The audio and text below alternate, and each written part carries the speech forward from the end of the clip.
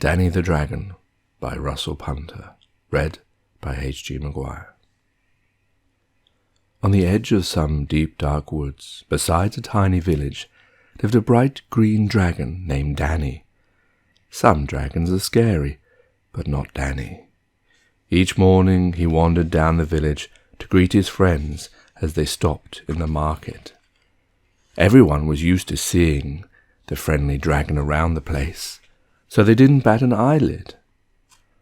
Danny liked to help the villagers whenever he could, and he had one particular talent that he put to good use. Every night he visited each house in the village. Joe's cottage was first. Danny leaned over his friend's fireplace. Then whoosh! With one blast from Danny's fiery breath, the old man's fire crackled to life. Next step was Peg and her family. With Danny's help, their dinner was cooked in no time. At Sam's house, Danny was able to light 3 candles all at once. In an instant, the entire room was aglow. Once he visited everyone, Danny could go back to his house in the woods, feeling happy with himself. One day, a brightly painted wagon trundled into the village. It was driven by a tall stranger in fancy clothes. Roll up, cried the man. Come and buy Mr. Marvell's magic fire sticks. Only a penny each. The villagers had never seen magic fire sticks before. They gathered around excitedly as Mr. Marvell unloaded his wagon. What do they do? Asked Joe. Allow me to demonstrate, said Mr. Marvell. Stand back, ladies and gentlemen, and prepare to be amazed. Mr. Marvell grabbed a fire stick and aimed it at a pile of logs. Next second, a jet of magical stars shot out. They light your fires when you're cold, he cried. That's not all, added Mr. Marvell. When you're hungry, they can cook your food. And they can light your candles when it's dark, declared the salesman, as a bolt of blue stars whizzed around a street lamp. My magnificent magical fire sticks make life easy. The villagers were impressed. They took out their money and surged around Mr. Marvell's wagon. In less than 5 minutes, Mr. Marvell's entire stock of fire sticks was sold out. Danny knew nothing about what had happened that day. As night fell, he trotted into the village as usual. He went to Joe's cottage and popped his head through the door. Shall I light your fire? He asked.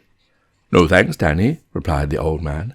I've got these new-fangled magical fire sticks now. I don't need a dragon any more. Okay, said Danny. He didn't know what else to say, so he left Joe's and walked along the street. I'm sure Peg will need my help, he thought. He knocked on Peg's door. As it opened, a spicy, tasty smell wafted out into the night air.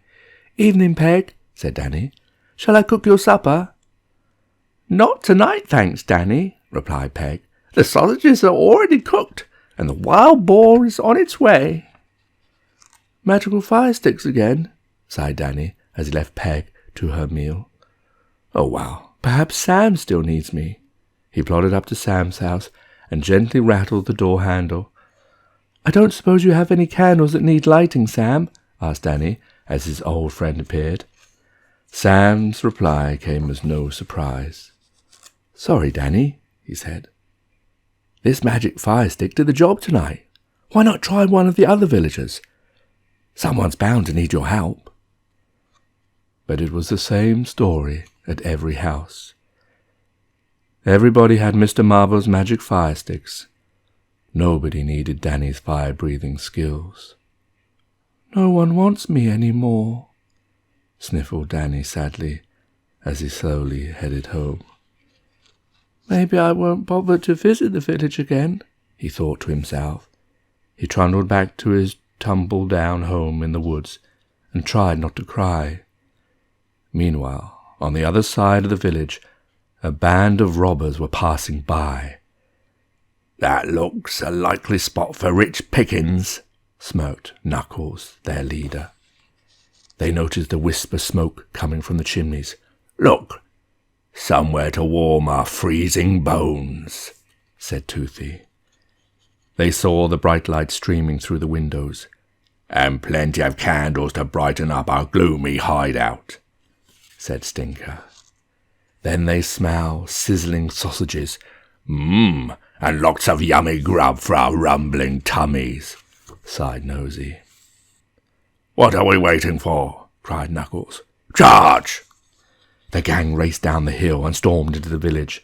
Then they split up and barged their way into the locals' homes. No one was safe.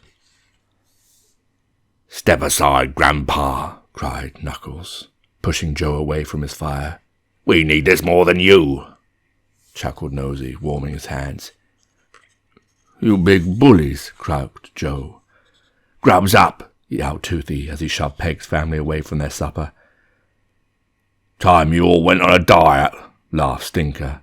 "You greedy thieves," cried Peg.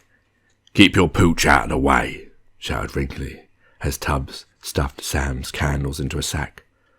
"Hope you're not scared of the dark, mister," laughed Tubbs. The robbers went from house to house, causing chaos. "Who can help us?" cried the villagers.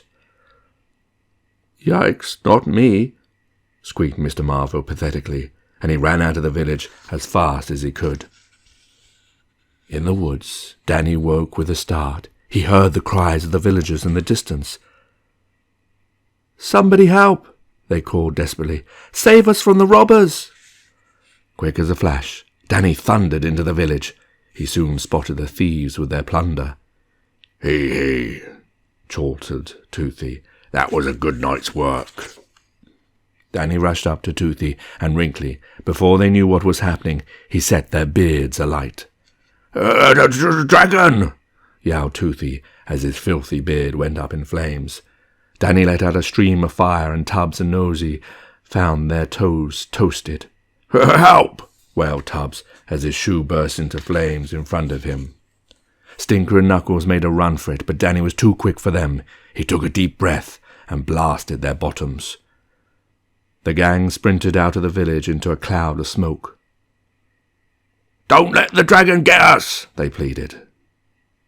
The crooks disappeared over the horizon and were never seen again. "Thank you, Danny," said Joe. "We didn't realize how much we needed you." "3 cheers for Danny!" cried Peg. The thankful villagers gave Danny his job back, and they found a much better use for Mr. Marvel's magic sticks.